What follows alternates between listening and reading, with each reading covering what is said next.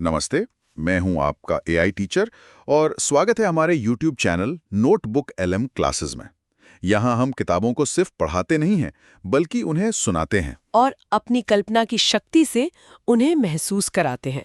आज हम 12th Bihar board के हिंदी विषय की किताब दिगंत भाग 2 के गद्य खंड की एक गहरी पड़ताल, एक डीप डाइव शुरू करने जा रहे हैं। इसमें कुल 13 चैप्टर है और हमारा मिशन सिर्फ सारांश बताना नहीं है, बल्कि इन कहानियों, इन निबंधों और एकांकियों की आत्मा को समझना है। अगर आपने पहले के लेक्चर नहीं सुने हैं तो पहले उसे जरूर सुने। तो चलिए आज की पड़ताल शुरू करते हैं। आज हम एक ऐसे नाम पर बात करने वाले हैं जिन्हें हम सब जानते हैं, भगत सिंह। लेकिन मेरे हाथ उनके कुछ लेख और खत लगे और सच कहूं तो उन्हें पढ़ने के बाद मुझे लगा कि मैं उन्हें असल में जानता ही नहीं था। हम उन्हें एक शहीद, एक नौजवान क्रांतिकारी के तौर पर याद करते हैं जिसने हंसते हंसते फांसी को गले लगा लिया। पर वो तस्वीरें और नारे, वो उनकी पूरी कहानी नहीं बताते। आज की हमारी कोशिश इसी कहानी के पीछे छुपे इंसान को, उस विचारक को समझने की है। हम ये जानने की कोशिश करेंगे कि बम और पिस्तौल की बात करने वाला एक नौजवान अंग्रेजी हुकूमत के लिए किताबों और विचारों से ज्यादा खतरनाक कैसे बन गया। तो चलिए उनके ही लिखे शब्दों के जरिए उनकी सोच की इस दुनिया में उतरते हैं। शुरुआत करते हैं एक ऐसे मुद्दे से जो आज भी शायद उतना ही गर्म है जितना 1928 में था, छात्र और राजनीति। भगत सिंह इस बात से सख्त नाराज थे कि नौजवानों को राजनीति से दूर रहने की सलाह दी जाती है। उन्होंने तो इस पर एक पूरा लेख लिखा था। और उनका गुस्सा बहुत साफ छलकता है। वो पंजाब के कॉलेजों के एक नियम पर बहुत बिगड़े थे। कौन सा नियम? जहां छात्रों से एडमिशन के वक्त ही लिखवाया जाता था कि वो किसी भी राजनीतिक गतिविधि में हिस्सा नहीं लेंगे। अच्छा। हाँ, उन्हें लगता था कि ये पंजाब की नौजवानी को दिमागी तौर पर कमजोर बनाने की एक साजिश है। लेकिन यहाँ एक सवाल उठता है। जब हम राजनीति शब्द सुनते तो हमारे दिमाग में चुनाव, पार्टियां, भाषण, ये सब आता है। क्या भगत सिंह इसी राजनीति की बात कर रहे थे? यही तो सबसे दिलचस्प बात है। उनके लिए राजनीति का मतलब पार्टी पॉलिटिक्स था ही नहीं। उनके लिए राजनीति का सीधा मतलब था देश की समस्याओं को समझना और उन्हें सुलझाने के लिए काम करना।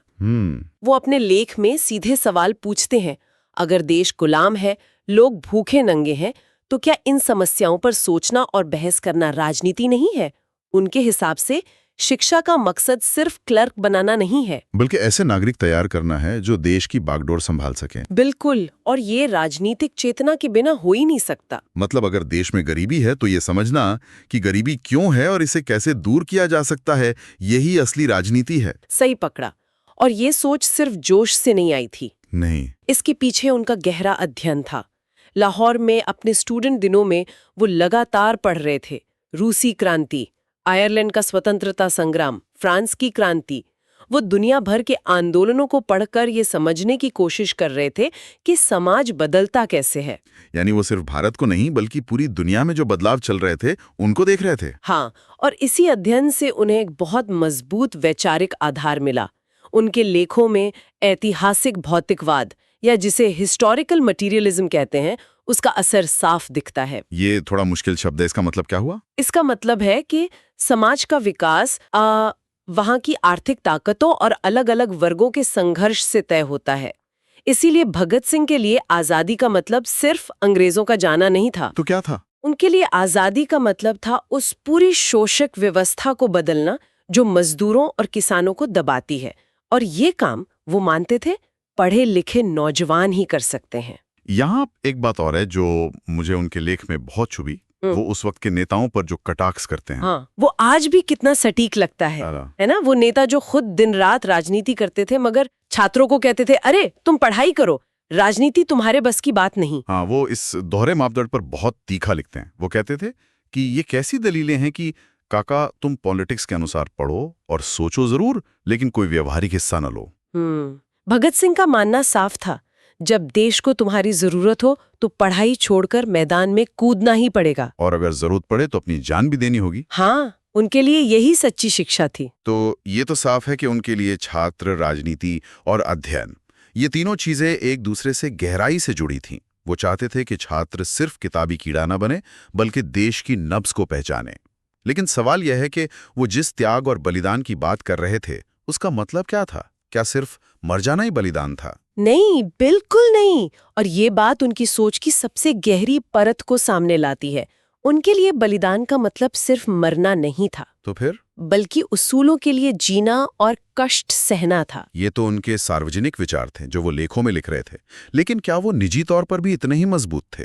उनकी असली परीक्षा तो तब हुई जब उनके सबसे करीबी दोस्त सुखदेव ने एक कमजोर पल में आत्महत्या की बात सोची। उस वक्त भगत सिंह ने जो जवाब दिया वो उनकी सोच की असली गहराई दिखाता है। वो खत, वो कमाल का है। वो जेल में है, उन्हें पता है कि उन्हें फांसी होने वाली है, और वहां बैठकर वो अपने दोस्त को आत्महत्या के खिलाफ समझा रहे हैं। वो लिखते हैं कि आत्महत्या एक घृणित और कायरतापूर्ण काम है।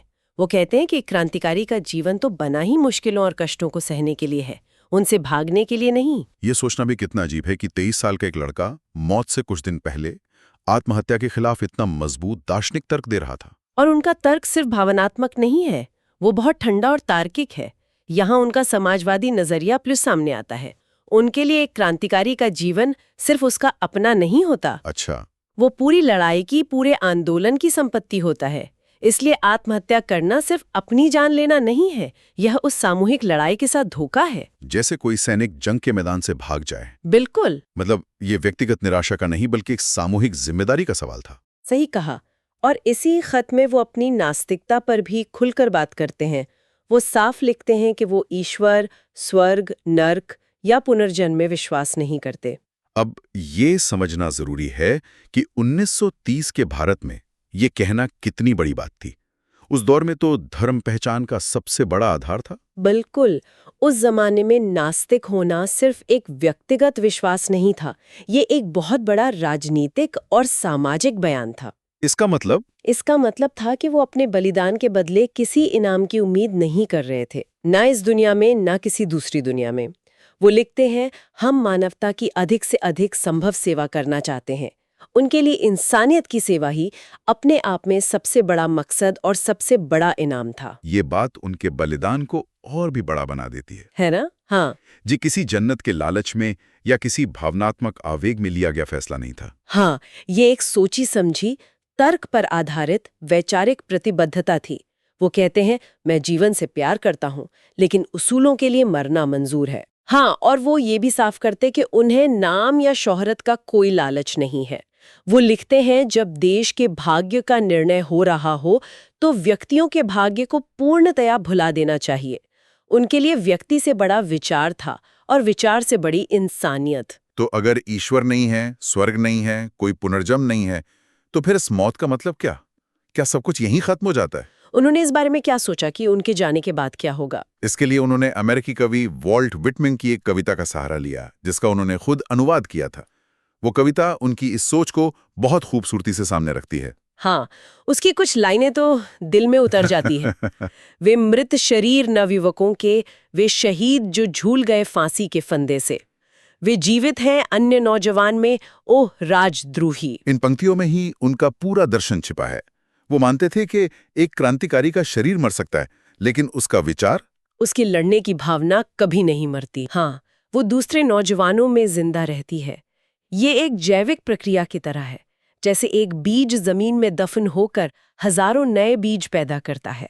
वो लिखते हैं, वे दफन न होते आजादी पर मरने वाले, पैदा करते हैं मुक्ति बीज फिर और बीज पैदा करने को। मतलब वो अपनी मौत को एक अंत की तरह नहीं बल्कि क्रांति के संघर्ष में एक नए अध्याय की शुरुआत की तरह देख रहे थे। हाँ, एक जरूरी कड़ी, एक उत्प्रेरक या कैटलिस्ट की तरह। और यही भावना उनके बिल्कुल आखिरी खत में भी दिखती है, जो उन्होंने फांसी से कुछ दिन पहले अपने छोटे भाई कुलतार को लिखा था। हाँ। वो खत पढ़कर तो सच में रोंगटे खड़े हो जाते हैं। अपने परिवार को दुखी देखकर भी वो उन्हें हिम्मत दे रहे हैं। वो लिखते हैं, उसे ये फिक्र हरदम नया तर्जे जफ़ा क्या है, हमें ये शौक है देखें सितम की इंतहा क्या है। और फिर वो मशहूर लाइन, खुश रहो अहले वतन, हम तो सफ़र करते हैं। ये उनके चरित्र की असाधारण बात है, अपने व्यक्तिगत दुख दर्द को एक बड़े मकसद के लिए पूरी तरह समर्पित कर देना। वो अपने परिवार के दर्द को समझ रहे थे, लेकिन वो उन्हें भी उस बड़ी लड़ाई का हिस्सा बनने के लिए प्रेरित कर रहे थे। उनका संदेश था कि आंसू बहाने की बजाय उस लड़ाई को आगे बढ़ाया जाए जिसके लिए उन्होंने अपनी जान दी। तो आज हमने भगत सिंह के उस चेहरे को देखा जो नारों और तस्वीरों के शोर में कहीं खो गया था। एक गहरा विचारक, एक गंभीर अध्येता और एक ऐसा दार्शनिक जिसने जीवन और मृत्यु के मायने अपने उसूलों के हिसाब से तय किए।